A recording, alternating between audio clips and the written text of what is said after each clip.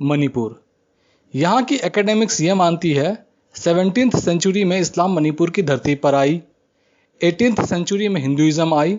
अब हिंदुइज्म भी मणिपुर में खाली 17th सेंचुरी में आया था, नॉट 17th 18th सेंचुरी में आया था, और 19th सेंचुरी में क्रिश्चियनिटी आई। राजा खगनबा के समय इस्लाम आई, राजा भाग्यचंद्र के समय हिंदुइज्म आई। यहाँ तो पूरी की पूरी उल्टी गंगा बह रही है।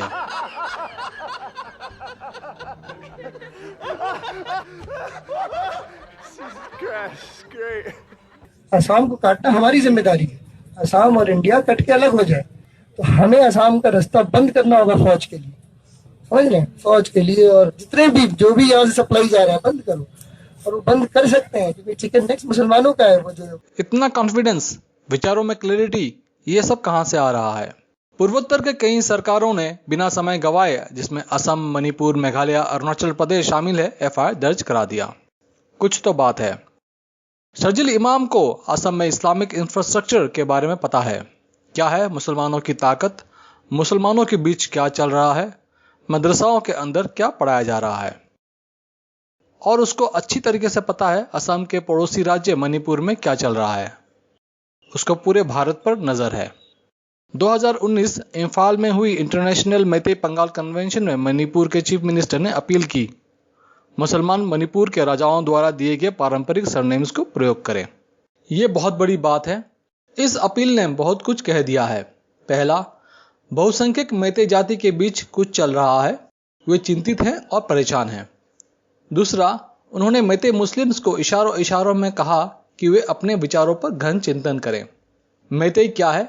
ये मणिपुर की बहुसंख्यक जाति है। और पंगाल क्या है? वे मैते जो इस्लाम फॉलो करते हैं। मैते जाति मणिपुर, असम, त्रिपुरा, म्यांमार, बांग्लादेश में रहती है। पंगाल भी सेम इन क्षेत्रों में रहती है। पंगाल उस मिट्टी से जुड़ी शब्दावली नहीं है। पंगाल शब्द बंगाल से बनी है, और जब बंगाल से आए मुसलमान रहने लगे, उनको मैते जाति द्वारा पंगाल बोला जाने लगा। इस्लाम कब और कैसे मणिपुर की धरती पर पहुंची? मणिपुर में इस्लाम इसलिए पहुंचे क्योंकि बंगाल में इस्लाम पहुंच चुके थे। ये इतना सिंपल है। बंगाल के मुसलमानों का मणिपुर की धरती में मणिपुर के राजा खगेंबा के समय से शुरू होती है, मतलब 17th सेंचुरी से। मुसलमान जितने भी आए थे आज के बांग्लादेश से आए थे। हुआ क्या, राजा खगेंबा के दो भाई थे। इन दोनों भाइयों के बीच तनातनी हो जाती है, सत्ता को लेकर नहीं बल्कि नाव को लेकर। राजा खगेंबा अपने भाई चिंगसोम्बा का साथ देते हैं। सानुंगबा अपनी मां और अपनी गुट के साथ आज के असम के कछार जिले में चले जाते हैं। यहां पर कछार स्थित राजा के साथ मिलकर मणिपुर पर अटैक कर देते हैं। वो जो सेना गई थी मणिपुर में चढ़ाई करने, उसमें मुसलमानों की टुकड़ी भी थी। इस लड़ाई में सानुंगबा की हार हो जाती है और मुसलमान जो लड़ने गए थे तकरीबन 1000 लोगों को बंदी बना लिया जाता है। यह घटना घटी थी 1606 में और उनको मणिपुर में बसने दे दिया जाता है। इस उद्देश्य से कि पकड़े गए मुसलमान कैदी मणिपुरी फ्रेमवर्क में आ सके, समाज का भाग बन सके, इनको राजा द्वारा युमनक दे दिया जाता है। युमनक एक प्रकार की उपाधि है। ये एक प्रकार का जीआई टैग है, ऐसे हम समझ सकते हैं, जैसे त्रिवेदी, द्विवेदी, हजारिका, सैकिया। युमनक के द्वारा एक आम मैते बता सकता है, उसको ये हिंट मिल जाती है इस बंदे का पूर्वज किसी समय ये काम करता था, या किसी घटना से मिला हुआ था, या किसी स्पेसिफिक जगह का है। यहां तक कि इस बंदे का पूर्वज उसका ये फिजिकल फीचर्स था, या इस प्रकार का बिहेवियरल पैटर्न था। ये सब इंफॉर्मेशन युमनक में मिल जाती है। बसाए गए मुसलमानों को मैते महिलाएं दे दी जाती है। खगेंबा के बाद जितने भी राजा मणिपुर में आ रहे मुसलमानों को नए नए युमनक दिए गए। खगेंबा के समय ये युमनक दिए गए। मणिपुर सीएम द्वारा पंगाल को यह कहना, राजाओं द्वारा दिए गए सरनेम्स का प्रयोग करें, वे युमनक के बारे में ही बोल रहे थे कि मुसलमान युमनक को ग्रहण करें। युमनक मणिपुरी संस्कृति का भाग है। क्योंकि मैते महिलाओं के साथ विवाह हुआ है, आज के पंगाल और मैते के बीच का संबंध साले और जमाई का है। मणिपुर सीएम द्वारा दी गई अपील साले साहब और जमाई के बीच का है। इनके बीच चल रहे तनाव को दर्शाता है। हम में से कुछ लोगों का ध्यान केरला की तरफ चला गया होगा। As most of you are aware, and this is what our history textbooks also say from childhood, it talks about something called a Mopla rebellion. That's all they say, that there is some kind of a random Mopla rebellion. This is what the textbooks tell us. But the correct name and the full name is the Mopla genocide of Malabar Hindus. So who are the Moplas, or who were the Moplas? The term Mopla is actually an English corruption, mispronunciation, or rather a English pronunciation of a Malayalam term called Mapilla, which literally means son-in-law, damad. The origins of the Mapillas or Moplas can be traced back to roughly the 8th or the 9th century, during which period Kerala's Malabar coast had a thriving trade and commercial links with the Arabs.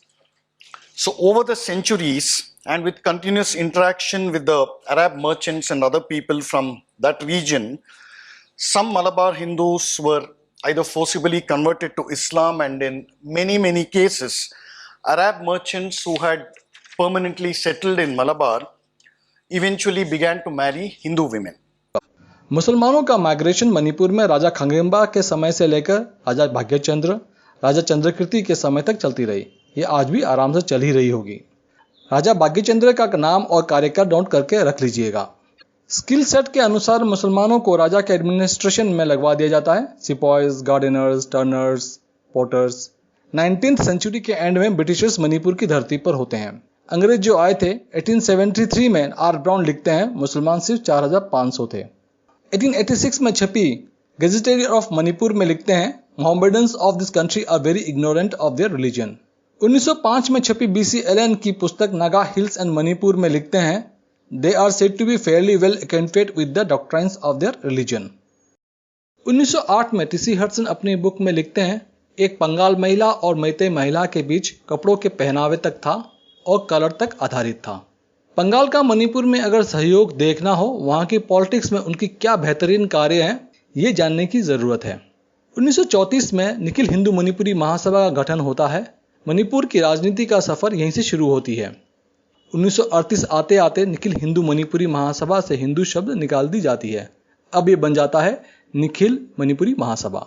Nikhil Hindu Manipuri महासभा का गठन होना और इस period में हुई घटनाओं का एक तार विष्णुप्रिया मणिपुरी जाति से जाकर मिलती है। हमने एक वीडियो बनाया है, देख सकते हैं। निखिल मणिपुरी महासभा के प्रेसिडेंट थे हिजाम इरावत सिंह और बंगाल के बीच से मेंबर बनते हैं मोहम्मद नकी अहमद चौधरी।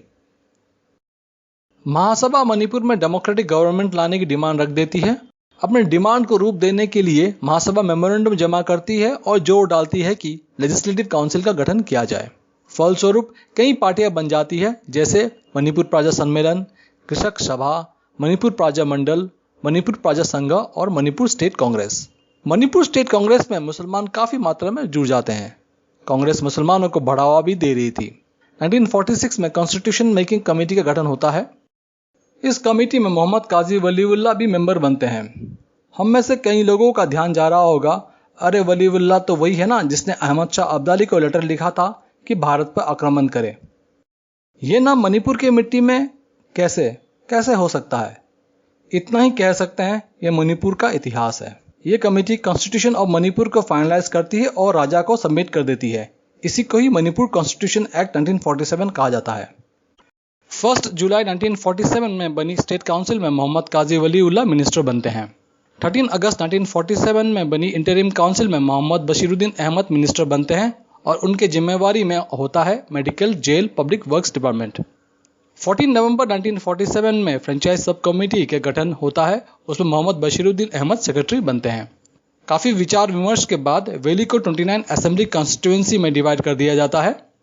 क्योंकि लिलोंग, मैंग, इम्फाल और यारीपो कॉन्स्टिट्यूएंसी मुस्लिम बहुल थी, इसलिए वहाँ के वोटर्स को प्लूरल वोटिंग की सुविधा दी जाती है। प्लूरल वोटिंग का मतलब था हर एक वोटर के पास 2 वोट होते थे, एक वोट मुस्लिम कैंडिडेट्स के लिए और दूसरा नॉन मुस्लिम कैंडिडेट के लिए। 1948 मणिपुर स्टेट असेंबली इलेक्शन में 4 सीटें बंगाल के पास होती है। काउंसिल ऑफ मिनिस्टर्स में मोहम्मद अलीमुद्दीन भी होते हैं।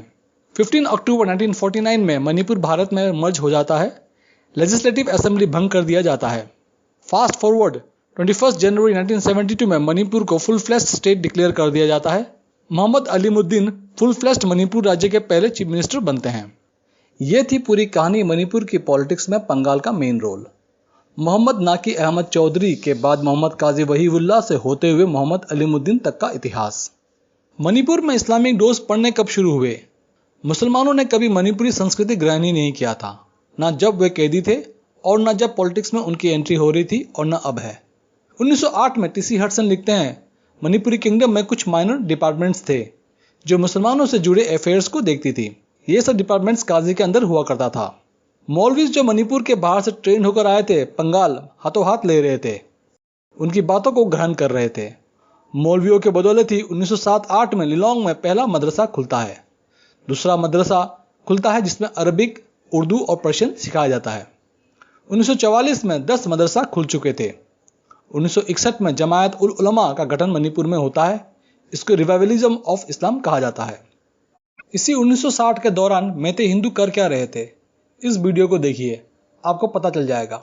मणिपुर की एकेडमिक्स बिजी थी और लिख रही थी new Vaishnavism wrote the present state of Manipur. आज का मणिपुर महाभारत वाली मणिपुर नहीं है, वो कहीं और है। एक चीज गौर करने की बात है, जहां मणिपुर के एकेडमिक्स हिंदुइज्म को न्यू वैष्णविज्म लिख रहे थे, मतलब वैष्णविज्म जो मणिपुर में है वो असली नहीं है, नकली है। इस्लाम को इस्लामी लिख रहे थे, मतलब 7th सेंचुरी अरब में शुरू हुई इस्लाम मणिपुर की धरती पर आने पर भी इस्लामी है। बंगाल सुन्नी मुसलमान है, बंगाल में एक भी व्यक्ति नहीं है जो शिया है। मणिपुर में मुसलमान महिलाएं कैसी हैं? कामे रीता द्वारा 2011 में जमा की गई पीएचडी थीसिस को पढ़ेंगे तो पता चल जाएगा और दिखाई भी देगा। फैकल्टी कुछ ऐसे दिखाई देते हैं और स्टूडेंट्स कुछ ऐसे। आज के दिन बंगाल की पॉपुलेशन मणिपुर में 8.40% है। क्या कारण है? राजा खगेम्बा के समय कुछ मुसलमान जिनको कैदी बनाया गया था, और आज उनकी इतनी बड़ी पॉपुलेशन कैसे हो सकती है, वो भी मणिपुर के अंदर और मणिपुर से बाहर? कमेंट करके बताइएगा ये कैसे हो सकता है। वहीं लोएस्ट जाति सिर्फ 2% में है। 23 दिसंबर 2019 संघाई एक्सप्रेस में छपी news item Biren preaches mutual respect honesty को पढ़ते हैं। उन्होंने कम शब्दों में बहुत कुछ कह दिया है। म्यूचुअल रेस्पेक्ट इस्लाम की डॉक्ट्राइन के अगेंस्ट है। अरब में बनी मणिपुर में इंपोर्ट हुई सॉफ्टवेयर में म्यूचुअल रेस्पेक्ट का कोड ही नहीं है। जब कोड ही नहीं है, मुसलमान कुछ नहीं कर सकते। फिर उनका यह कहना, we must show to the world that Meiteis and Meiteis Bengal have blood relationship. कहीं इस सेंटेंस का यह मीनिंग तो नहीं, क्योंकि हमारी लड़कियां तुम्हारे घरों में गई है और हम रिश्तेदार हैं, जमाए और साले का रिश्ता है। तो मैं रिक्वेस्ट कर रहा हूं, आप अपने मूल ओपन सोर्स सॉफ्टवेयर को ग्रहण करें, इंस्टॉल करें, यह फ्री है, सिक्योरिटी फीचर्स इनबिल्ट है, रेगुलर अपडेट किया जाता है। मणिपुर में चल क्या रहा है? यहाँ की एकेडमिक्स ये मानती है, इनका ये टेम्पलेट है, 17th सेंचुरी में इस्लाम मणिपुर में आई, उसके बाद हिंदुइज्म 18th सेंचुरी में आई और 19th सेंचुरी में क्रिश्चियनिटी मणिपुर की मिट्टी में आई। राजा खगेम्बा के समय इस्लाम आई और राजा भाग्यचंद्र के समय हिंदुइज्म आई। निसंदेह मणिपुर में एजेंडा के तहत पूरी की पूरी उल्टी गंगा बह रही है। सवाल यह है, सजिल इमाम तो बस एक उदाहरण है, वो एक चेहरा है। हम कितने सक्षम हैं वहां की मिट्टी में चल रहे गतिविधियों को समझने में? कोई गारंटी दे सकता है क्या सजिल इमाम के विचारों का मणिपुर की मिट्टी में सपोर्टर नहीं है?